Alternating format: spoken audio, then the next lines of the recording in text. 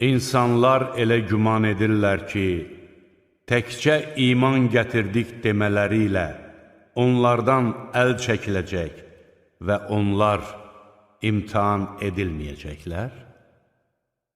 Biz onlardan öncəkiləri də sınaqdan keçirmişdik. Sözsüz ki, Allah doğru danışanları da, yalançıları da aşkara çıxardacaqdır. Bəlkə yaramaz işlərə yol verənlər bizdən gizlənib özlərini xilas edəcəklərini zənn edirlər. Onlar nə yarıtmaz düşüncələrə dalırlar.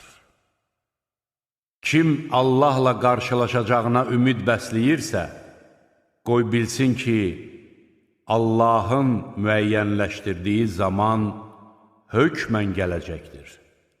O, eşidəndir, biləndir.